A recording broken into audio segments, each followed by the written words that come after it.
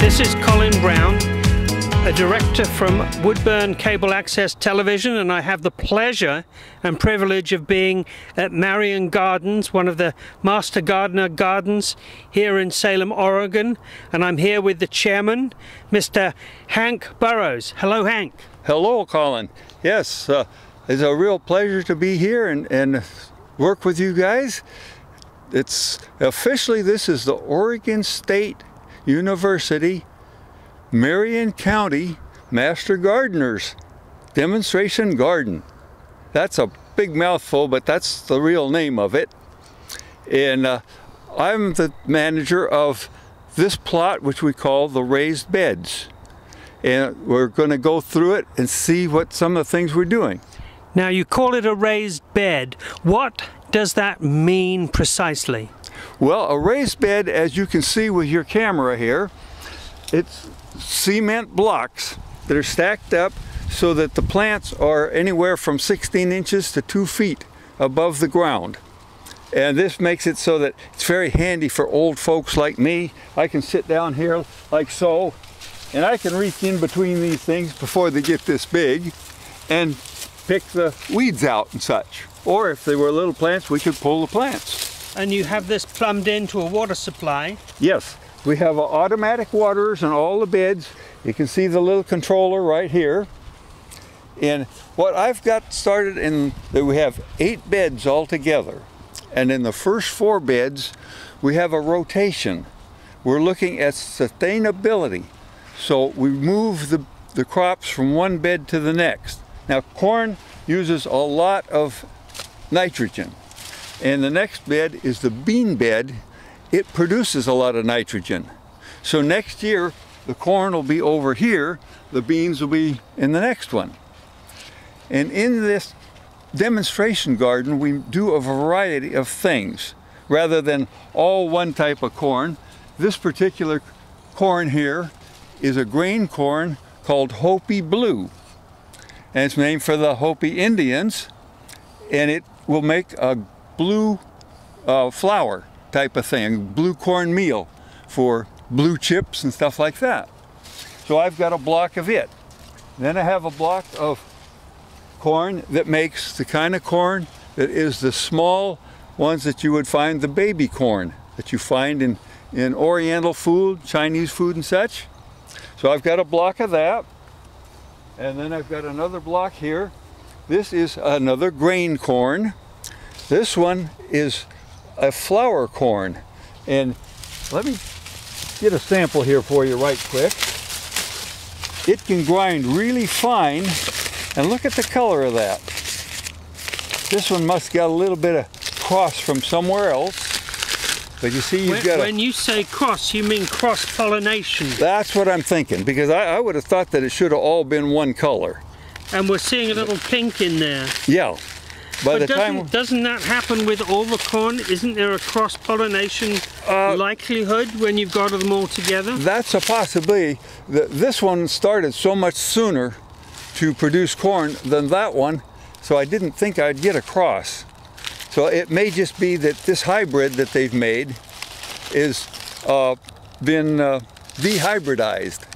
In other words, they cross 2, and then they grow it again, and then they grow it again, and they get one that is pretty much pure of the cross that they want.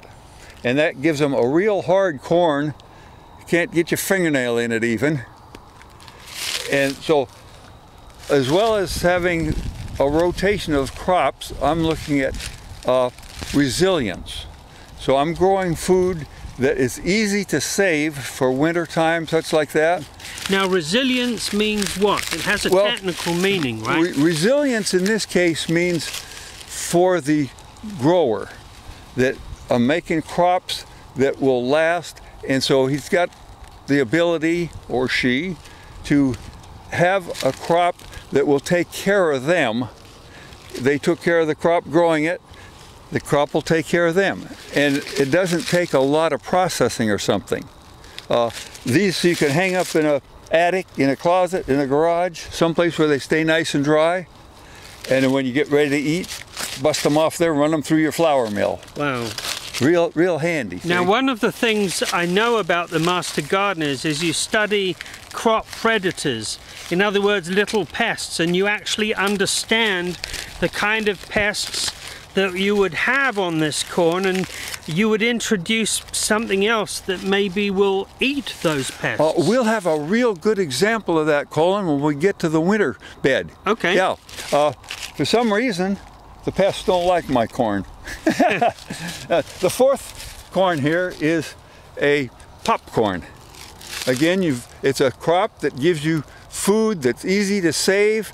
You can make up a big pot of popcorn, throw a little butter on it if you've got it, something to dress it up, and you get food to get you through if you have a problem or something. That's your resilience. The garden helps you to keep going.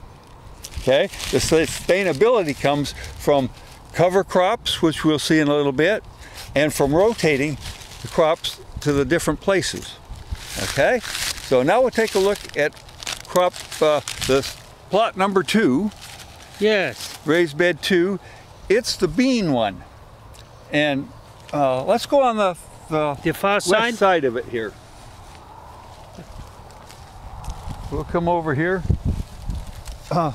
This is a drying bean here. A drying bean? What does that mean? In other words, we raise it to get the bean, the seed. Okay. We don't eat it like a string bean. It looks like a string bean. Yeah. I tested some the other day, and you have to be real tough to chew those. But this produces next year's this will produce seeds beans for the crop? about that big. It's a canary bean, a purple canary bean is what they call that. And it takes a little while before it matures, but it's coming along. So we've got a block of there about 5 feet. Right next to it, we have a block of lima beans. I like lima beans very much. And you see, we've got some of the lima beans are already getting to the dry stage, but there'll be some in there that we'll probably pick tomorrow that will be good for green limas. If you got lima beans and we've got some sweet corn down there, you can make succotash. Yeah. Okay. This is an unusual bean here. Let's get a close look at these fuzzy little fellas. These are soybeans, and you definitely can't eat the pod on those. You have to cook them maybe 3 to 5 minutes, and then you can peel them open. And this is called edamame. The Japanese. It's a Japanese thing. When you eat them green. And they have a very different kind of flavor. Yes. Yeah, they don't exactly taste like a bean. I like them. They're very handy and a good source of protein. Yeah. So again, resilience. If you haven't got hamburgers, you got soybeans. Got these. These can grow well in Oregon's climate. Pretty fair. It's not as good as I might like. Right. But you can see on the plants there's quite a crop in that area. So yeah, we'll be getting a worthwhile crop off of this patch. We've already harvested half of it. That's when good. It was more green than it is now. So what do people make out of this? Do they make a dish, or is it? Can you turn these into bread? Can you actually grind the beans down? Okay, most of the people that would raise these would make the edamame, the green soybean. You can let it go ahead and mature, and pick it as a dry bean, and then use it just like you would any dry bean. You can put it in your soups, your stews, and stuff like that to, again, boost the protein content. Right. Okay. The next patch here, people at first, they used to laugh at me and say, "What's the matter with you? You planted corn in the bean row." Well, no, I planted corn stalks for the beans to climb up. And we did harvest the corn. You can see that there was corn in here. But this is the tallest sweet corn I could find in my search. Huh. So I'm going to look for more for next year. So how many cobs, so to speak, do you get on one long stalk like this? There was a cob on each one, and this one is one called luscious. And luscious corn has a neat thing that it's quite similar to this. The cob has the corn all the way around it and over the top. It kind of makes it look kind of knobby. Yeah. But you can see now that the string beans have gone up the corn. They're way up here in this area, and they're setting flowers, and on down here, well, look right here. There's a nice set of string beans right there. So they will probably get eaten shortly. Okay, the next one we're going to do is the tomatoes. Tomatoes, all right. Yeah. Now, wow. Tomatoes have two kinds. There's an indeterminate tomato that just grows and grows and grows, and then there's a determinate one that sets almost all of its crop on, all the crop at one time. And you can see this one is just loaded with ripe tomatoes, but there's nothing up here. For this one, it's got ripe tomatoes at the bottom, ripe tomatoes here. You can peek in there, there's a ripe tomato. There's blossoms up here. It'll keep on going. So I'm doing an experiment to see how these two work together. Now, one of the questions I'd like to ask for the benefit of those who are watching us is that this is an experimental garden, yes? That's right. So most of the gardeners here are conducting experiments to see what plants will fit in what conditions, and what's needed to make them successful and viable. You got one of our key purposes here, to develop the kind of plants, or we don't develop them, but to test them and get the kind of plants that are here. A second important use of our garden is to help the new Master Gardener class get an opportunity to work with plants, and especially the great variety that we do. We have 27 plots in the whole big garden out here. It's about 1.5 acres. This is just a small part of it. Yeah. I hear that, for the benefit again for our viewers, it looks as if this entire garden may be moving and expanding shortly to an educational institution. Or is that still under discussion? That's under discussion, yeah. I really can't comment on that too much. I'm not high enough up in the hierarchy. In the food chain, okay. There is we've been requested by at least 2 groups to put a garden in with them, where our Master Gardeners would be there to help. See, they're thinking ahead, rather than them coming to us. I think this will be here for another 5 to 7 years, probably at least. Very good. Takes a long time to change that type of thing. Well, I love tomatoes, and you have a growing season here that's probably longer than most because of the varieties that you have. Yeah, I think that by having a variety, we had tomatoes early in the season, little Salettes, these kind of guys here. Yeah. Not terribly these big, ones? Yeah. but they're, you know, good salad tomatoes. And so that was good. And then we can go down here. See the determinate ones? Yeah. They're dying off. They've done their crop. These others are still going. Okay. Now, we have what are these? Some pretty good sized ones here. And do they all turn out These to are be yellow yellow? One. You see Yeah. Get this one. These down here about ripe. Now we picked some tomatoes Monday. So I got away from the mic again, didn't I? Huh? Yeah. Alrighty. And these were all green when we set them here. And the girls that were doing the picking wanted to see how long it would take to ripen them. And they were real pleased. They will be pleased. I was pleased when I saw these this morning.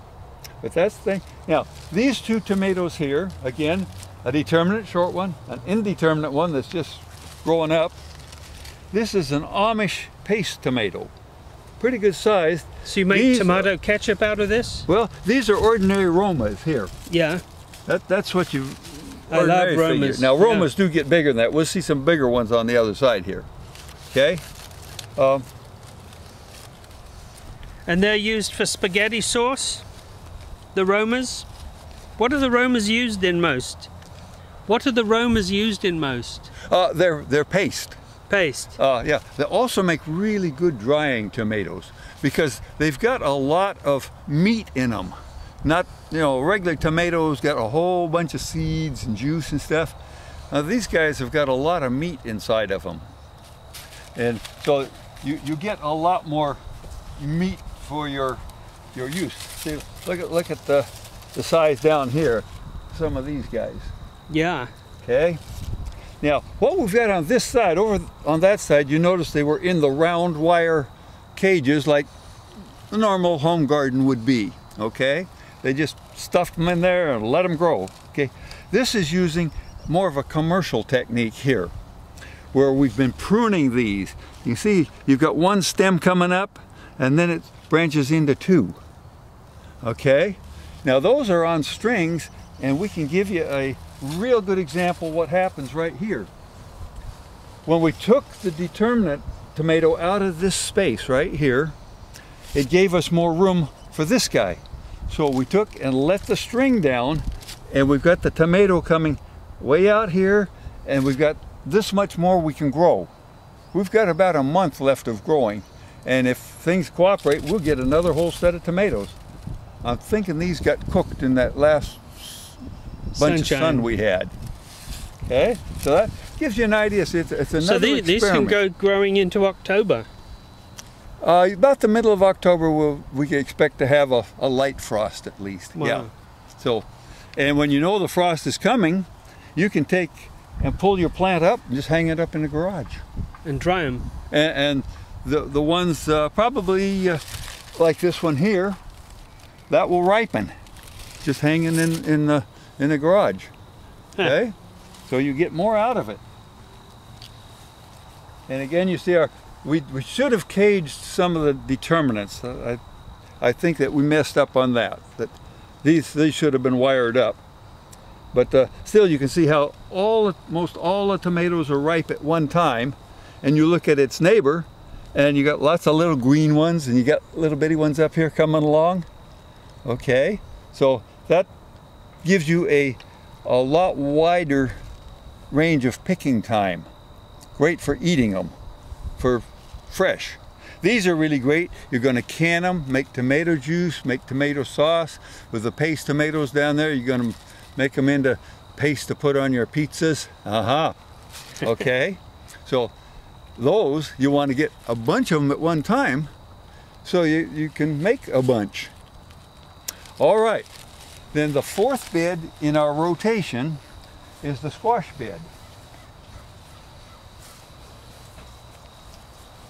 We did have 2 zucchini squash here. 2 zucchini squash? One of them was an 8-ball, and we let it grow too big, and we didn't get any more setting on. The littler squash, this is a yellow zucchini. And you can see we're still getting fresh squash. Yeah. But we had quite a squash few. here, here, here, here. We picked squash a dozen times off of that vine. Because we kept picking, we kept getting. So it'll keep producing the more you take. With the 8-ball, we wanted to see how big a one we could get to enter in the fair. And we got one that they gave us a blue ribbon. Not a blue ribbon, squash got a red ribbon. Red ribbon. Okay, this now is then the winter squash here. These are the smaller ones. We planted kind of late, which was too bad. But I think we're still going to get some pretty good squash out of here. That's a butternut there. Here's the delicata coming on. And this plant, you see, put on quite a few of them. We did some pruning the other day to try to get the energy forced into the plants here. We took extra blossoms off. These will be large winter squash. Here, here, here, and here. And these are really good keepers. They claim that these will keep for 6 months with no problem at all. Where the others, you get 3 or 4 months out of them. Okay, is this pointer handy or not? It's great. Okay, as long as it's not distracting. No, no. Okay, now we're going to go into the winter garden. This here? This is the one here. Now this we've set up, looks kind of funny. We've got these daikon radishes on both sides here. But they go to what you were talking about, the pest management. Yes. Okay? These will slow down the cabbage moth and such that would eat up our brassicas. We've got broccoli. Is that the leaves we've got kale. Okay. We've got cauliflower. Yeah. And those will be ones that we'll be eating on this winter. The broccoli should be about another month that we'll harvest. So the radishes actually either discourage or poison the butterflies? They, for some way, they keep them from coming in. They either don't like the odor or something like that, but it's a real help. And the radishes make a lot of green. You know, we have a plot over here where they're raised specifically for the greenery, that they can use it then as a compost. So it's a cover crop that they can compost real easily. That's great. Okay, we move on down this way a little bit farther, and we see right here 2 large plants. These are Brussels sprouts. And an interesting thing to me, at least, was that when I planted those over there, they were little, and these were even littler. But they got in the bed that has the Austrian winter peas. These are again a cover crop, and their project is to put the nitrogen back into the soil. And I think they must be doing a good job, because these plants here are really growing. They are. Okay? Normally you would have your cover crops mixed. Right. And just put them in it. But I separated the peas from the buckwheat so that we could really see what they looked like and how they worked. Right. And again, we want to grow a mass of greenery that can be worked into the soil and build up our organic matter.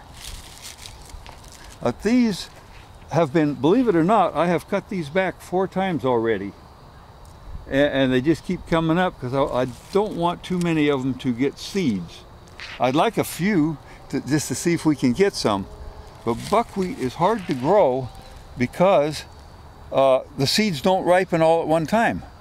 So you either wind up picking too early to get these first ones and you lose those, or you wait till they all turn brown, and by then the top half is falling on the ground and you still only get half a crop. But a lot of people raise them for bees. They're wonderful bee flower. These things get covered with bees in the daytime. And once you get a lot of bees, you get a lot of fertilization with the other plants. Yeah. Yeah. Okay. Now, the next bed, we'll just hit it in passing. This is one that I don't control. It belongs to another master gardener. I know who this belongs to, Harry. His name's Harry Olson, and he has other master gardeners helping him here. And he grew a beautiful, beautiful sunflower patch, and it's on a slope. We'll go a little bit further and look back at it here, and you can still see how he did that. He picked his varieties so that you got the tall ones here on the north end, and then they sloped down so that they didn't shade each other. And I was saying, man, I like sunflower seeds and stuff, and I thought I would get a bunch of them. But the birds are doing a number on me. Are they? Yeah. Yeah. This looks like seeds in here. All empty now? That's all empty. The birds have harvested the seeds. Well, the birds are obviously paying note to this garden. Yeah, but I'm controlling 6 of the 8 beds here. Wow. Myself and the crew of volunteers that come in and help me. I don't do all the work. But Harry wanted a bed to do his experiment, and we have across over here, you can see this is an asparagus bed. Oh. That bed's been there for 10 years with the same woman taking care of it, I understand. Wow. And so I don't mess with her. Boy, she tells me, keep your hands off that asparagus. That's not yours. Is this yours, artichokes? Now, that's a perennial bed. Yeah. And I thought, okay, going along with resilience, the stuff that's going to take care of you, sustainability, I went with artichokes.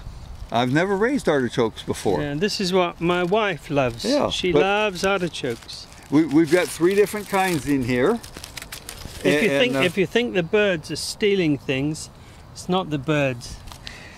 So, sorry. Artichokes are kind of neat. I kind of like these. I've never seen these before in a grocery store.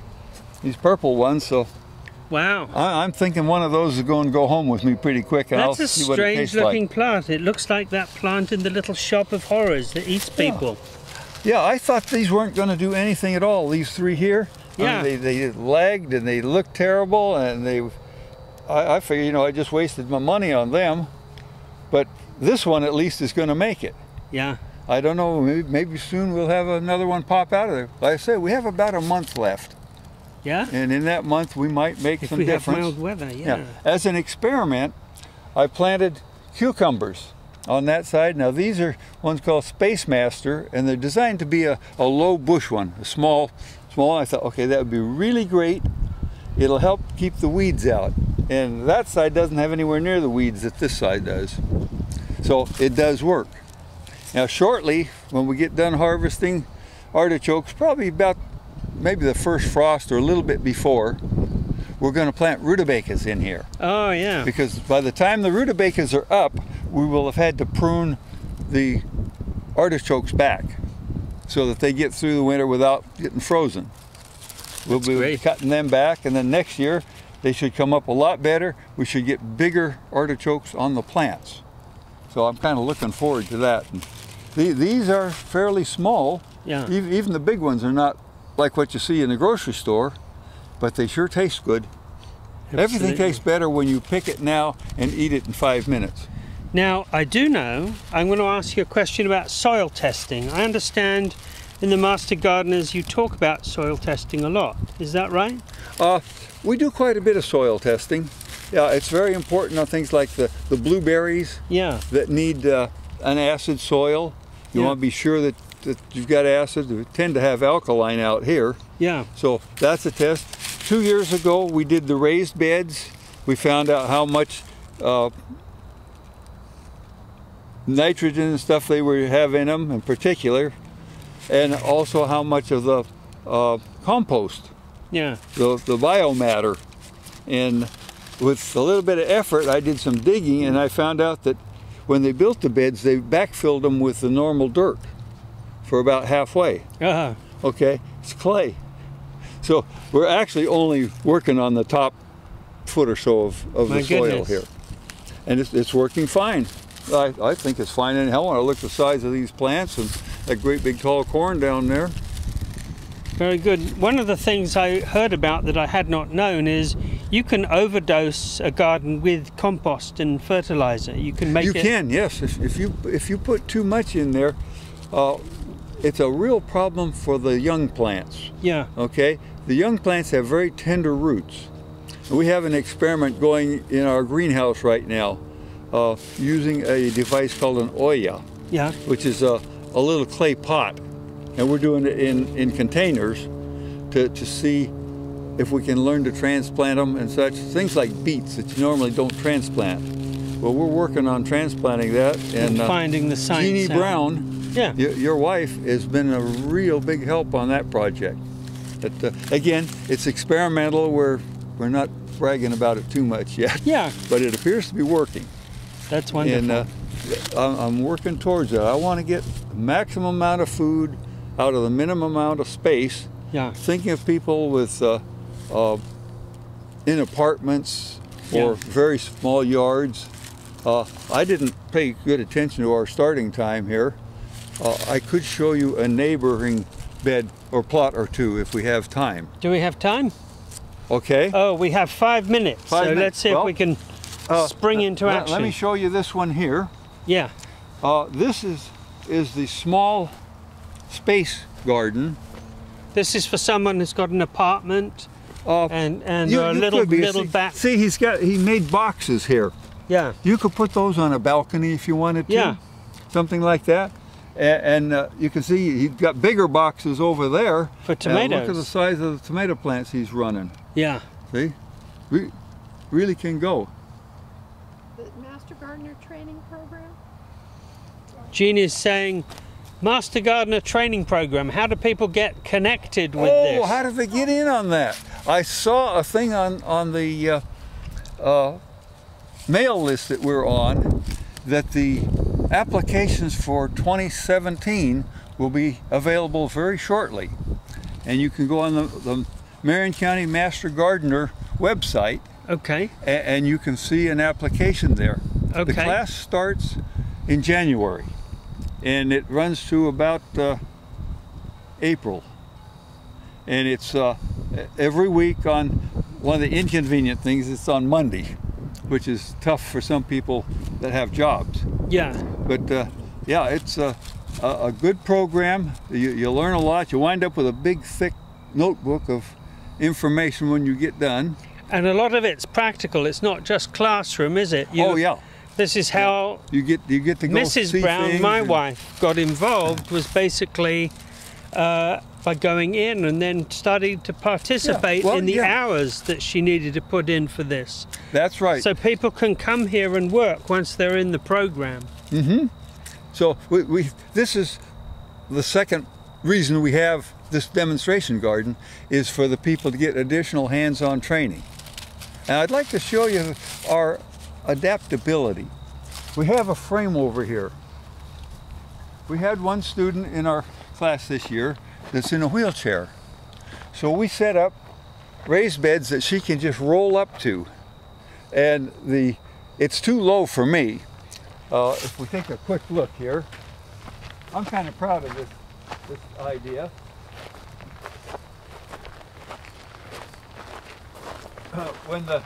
Let me get close to you. We get the crop up over the top here. She'll be able to roll in here and just reach here and pick the beans and stuff. Okay? Now we need to get water on these tomorrow. Yeah, they look as if they're drying up. That's one of the problems with a thin bed. We don't have enough reservoir space for the water. So we have to have somebody coming down during the week and doing the watering. And we'll have people here tomorrow that will freshen those up.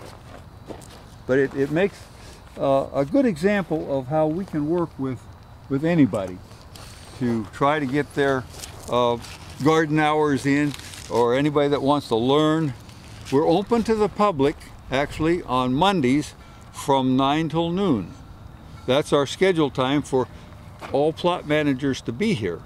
And then if you're interested in blueberries or blackberries or strawberries, you go see the berry person. If you're interested in fruit trees, you go see the fruit person. So this is an intellectual treasure for Oregon of experience and knowledge that is gathered together in one place. Right, and it's the same thing that I was doing with the corn and beans and stuff. I think she told me she's got 25 varieties of strawberries.